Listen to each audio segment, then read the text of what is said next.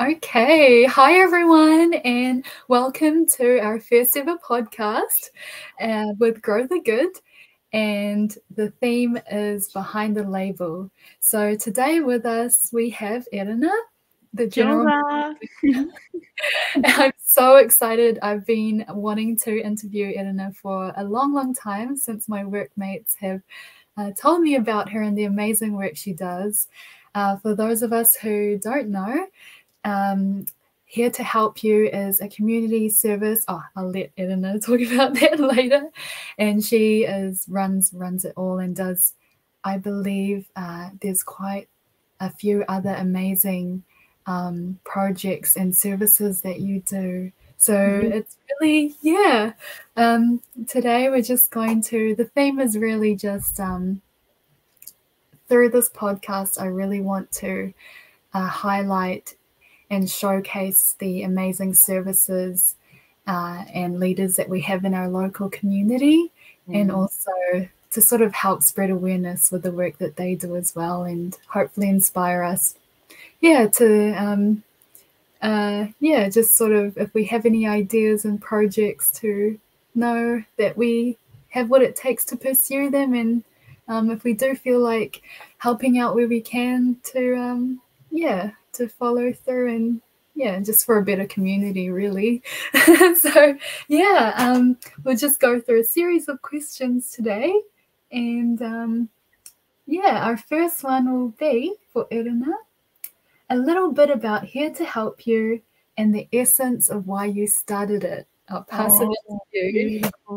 Well, before I start there, I just tēnei te mihi ki a koe e hoa. I really acknowledge you for, putting this up and this being your very first one, and to you, because it takes a lot of courage sometimes to try new things and put yourself out there in that way. So tēnei te mihi ki a koe on your first one e hoa. Awesome, mahi. Thank you so much. So, a little bit about Here to Help You.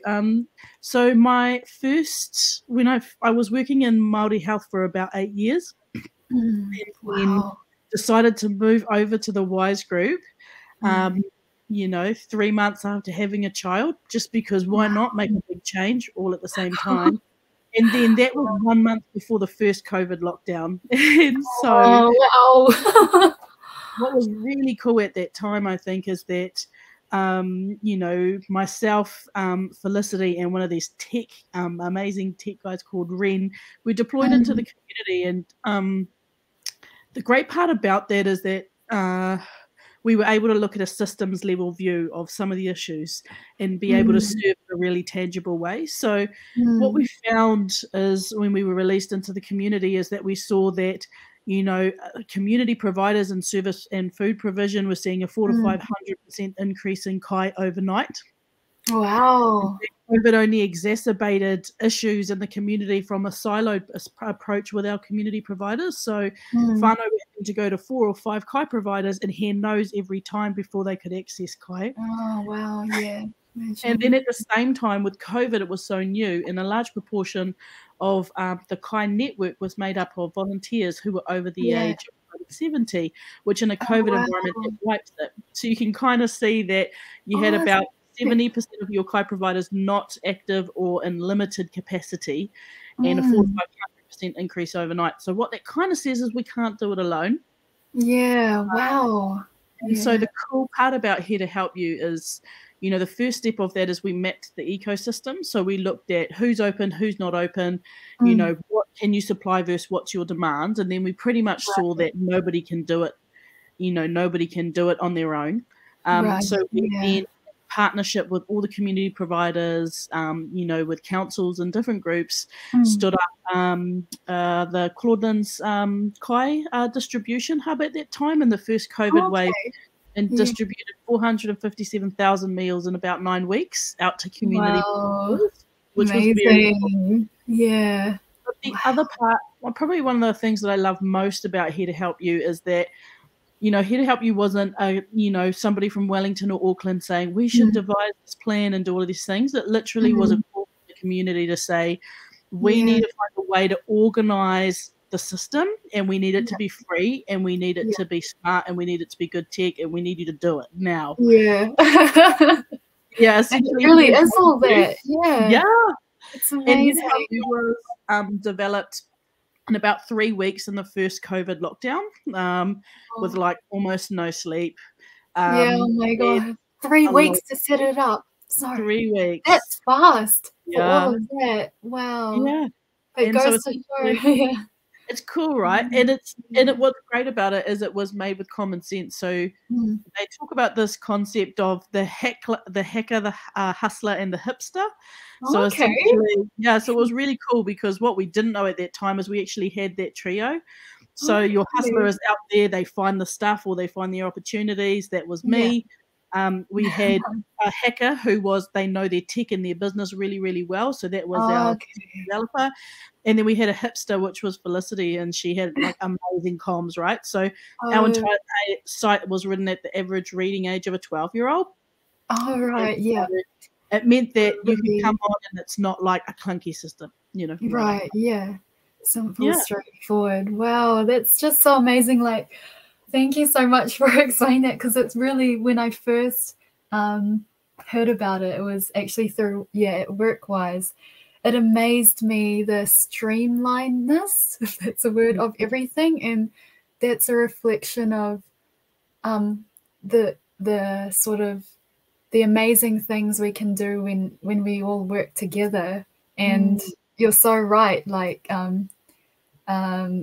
even if one person has, the ideas, I guess, and the passion and like this vision, it really, it's just so much more beautiful when, we all work together and different minds come together, use our strengths. And that's like Here to Help You is exactly sort of the vision of that. So that's just so amazing. In 3 weeks. That's so And I mean, tēnei te mihi, more or koutou, because actually Workwise came in and did a lot of the connecting work for Here to Help You when our capacity went really high. So, we're very grateful to Workwise as well for helping support the kaupapa. Oh, that's so cool. Wow. Well, thank you for that. So I'll probably link here afterwards the website if we don't already know. So for those who may need it. So the second question is, this question is, I was actually just thinking about it today. Your perspective on what makes an empowered community. So I think this one just came about because I was thinking of actually currently one of the spaces I'm really interested in is food poverty and food security.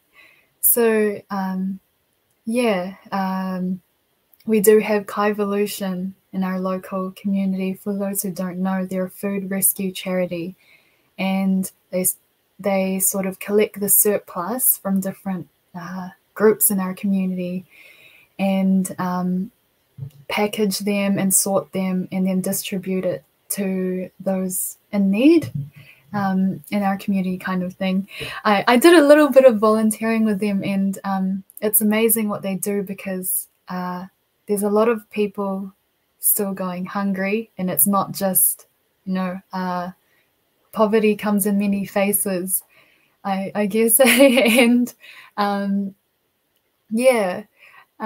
there's still, I always thought that there's still lots of small-scale food producers that are probably, have surplus, and sort of finding a way where, we could prevent food waste and, get more food to people that need it, sort of thing, which is really amazing. It's kind of tied to what you do.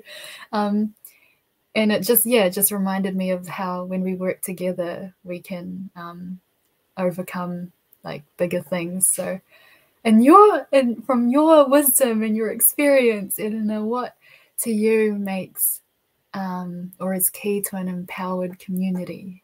Oh, I mean, it's a really good question, and I think it's layered and complex. But what I think is important to think about, even from a nuclear level and a wider community level, is one of the things that is important is that ability to feel that there's opportunity for you to be able to take ownership and do kaupapa. So like, you know, we saw that in COVID outbreaks and things like that, when communities really banded together to support each other, and they you know, the resource was flowing through to those communities so they could actually do what they needed when they needed it in a timely manner to support at a nuclear level and a wider community level. And I think, you know, there's something there about that empoweredness, about that ability to do for yourself or do for your own community without things being done to you and being then the reciprocator of those.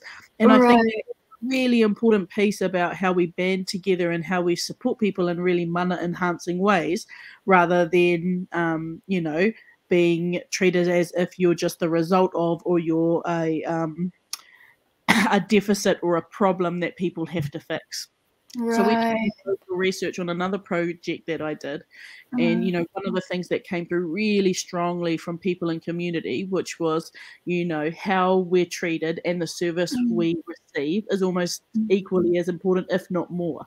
So the way in which we treat people is really important, and so I think some of those pieces are important to maintain in our own mana and to feel empowered, is to have that sense of that I can make a difference in my own world or in my own family and in my own community, rather than people doing to me and me being a result of.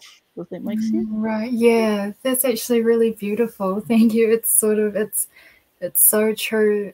It makes me think of how, like, when we give others the space to grow, kind of thing, then we sort of realize and helps them see, I guess, the value that they have, and having that encouraging environment sort of makes it maybe safer, and I guess more exciting to think, to look inwards and see, we actually do have something to give and provide, and sort of think in that space. Yeah, you're so right, as opposed to like, if we're being treated like, like the problem, to and fix. I think there's like layers on top of that as well, because, you know, sometimes the mountain of problems or our mental well-being, like the maunga is really big, and so to be on the other side of that seems really overwhelming and difficult, and sometimes it's about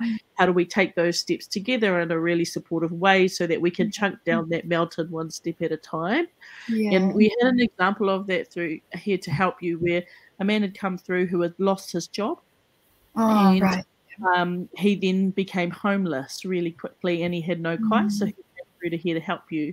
And then, you know, one of the things that we did was we said, okay, cool, we'll connect you with somebody who can deliver kai tonight.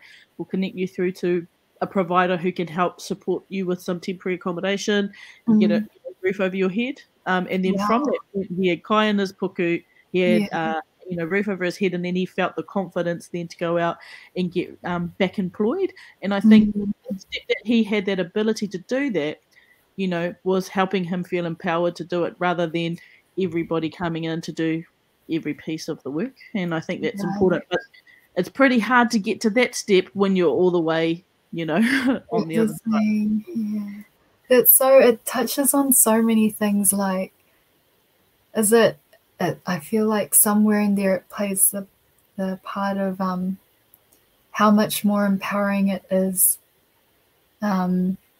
sort of when, what's that quote, and it's like giving a man a fish, that sort of thing. Makes me think of that, but then teaching them or giving them the tools, because sometimes, although everything plays a part, but giving them the tools sort of empowers them to, I guess, do things. So wow, that's amazing. Thank you. And then, so I think that leads us to our next one. It's kind of closely related. Like how you were saying, sometimes when thinking about these things, it's very multi-layered and complex.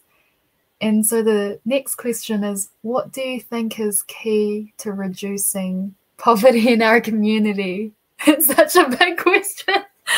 You know, it's such a good question. I actually asked a Māori leader one time, you know, what do you think the best way is to, or, you know, how would you eliminate poverty for Māori? Because we worked in Māori, and he said change the definition. Okay.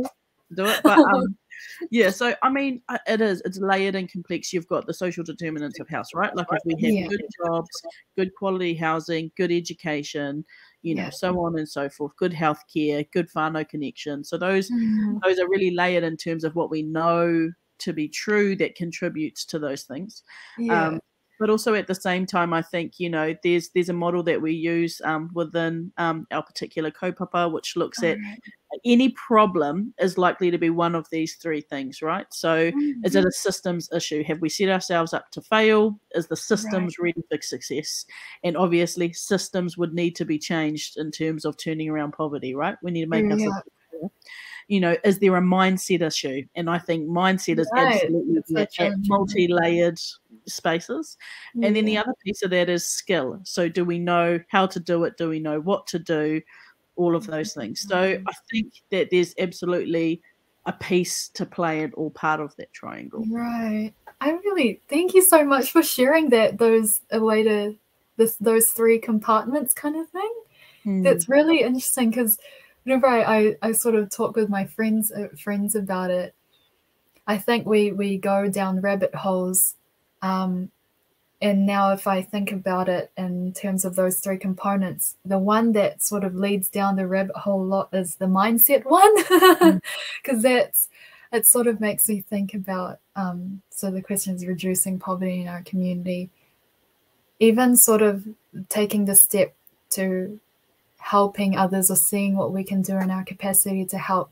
Before that comes the willingness to care or to understand the issue, and then from there then follows the sort of the action to want to care. And I feel like that willingness to care, that comes in a lot with how we understand and view different situations, people going through things.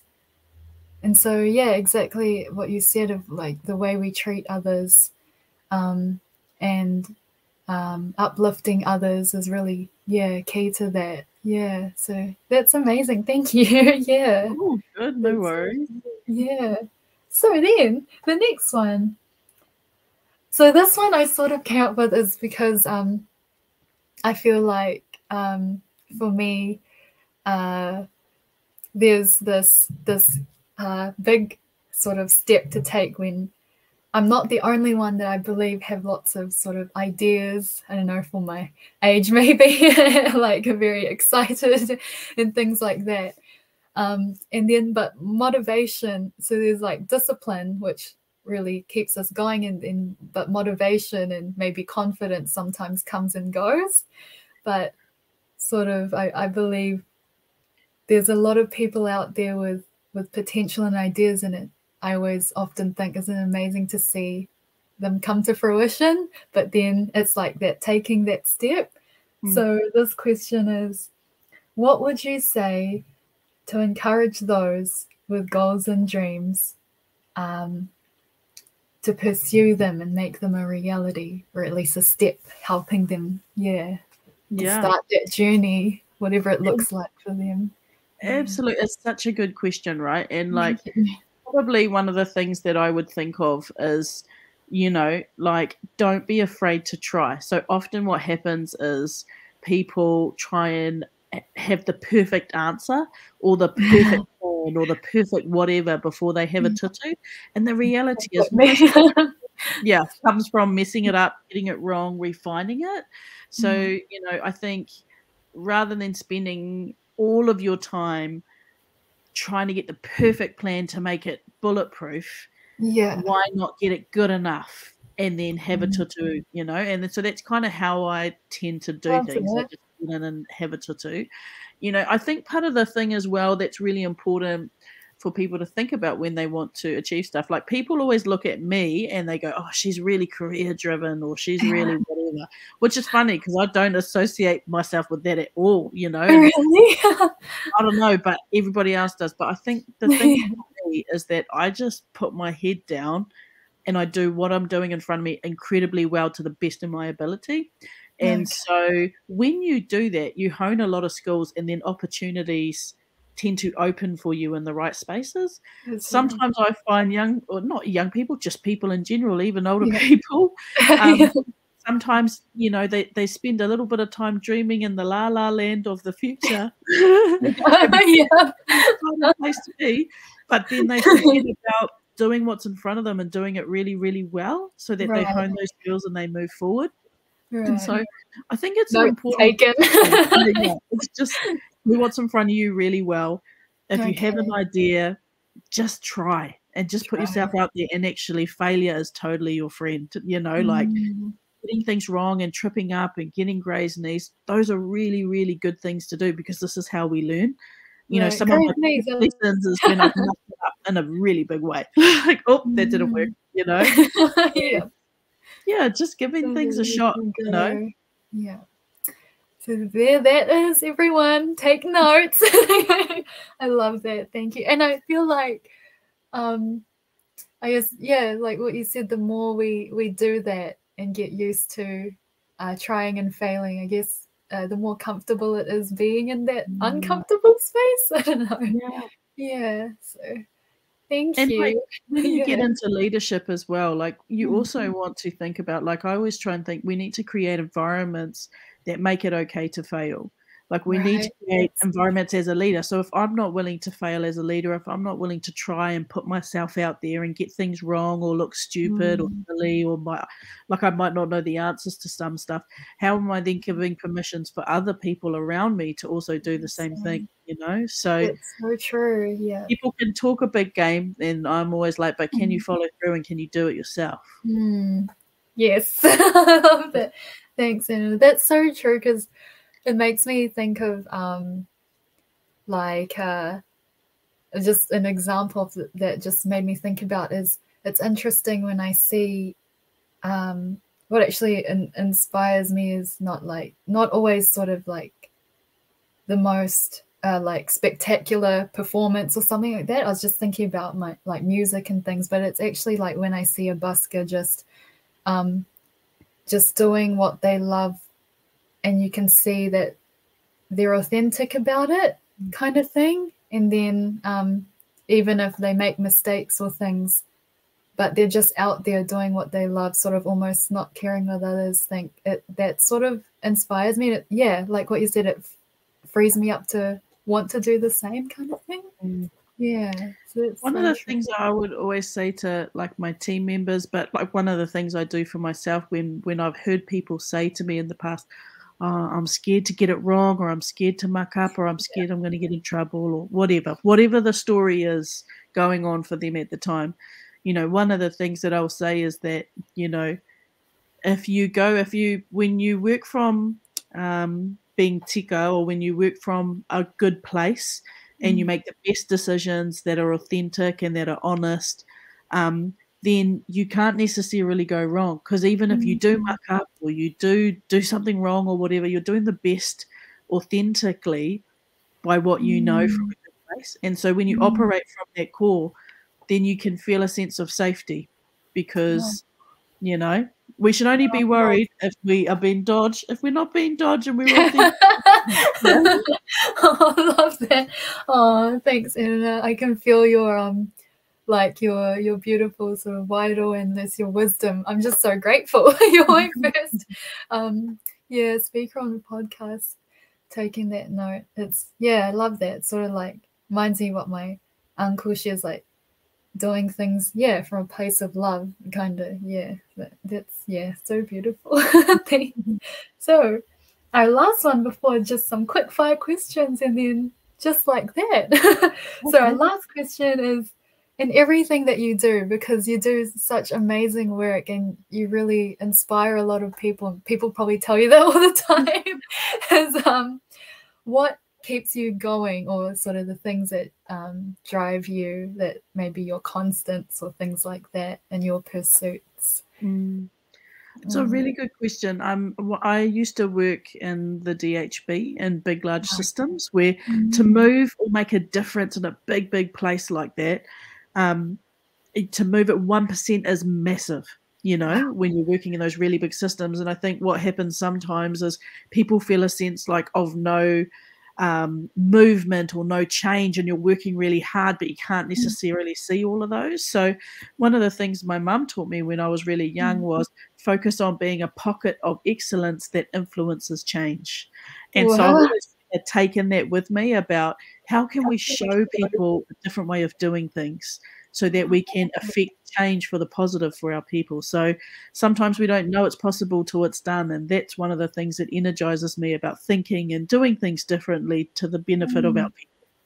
Wow, that's amazing. Well, thank you for that perspective. Was that a pocket of influence? And then sort of that, wow, oh, thanks so much, Erana. Oh, cool. So with all of that, we'll just do some quick fire questions just for fun.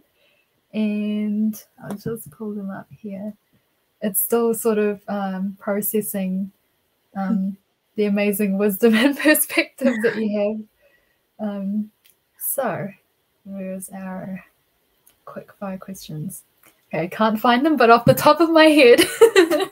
I think I have them. No. I remember, the first I remember is just as of now, what's a go-to or favorite song?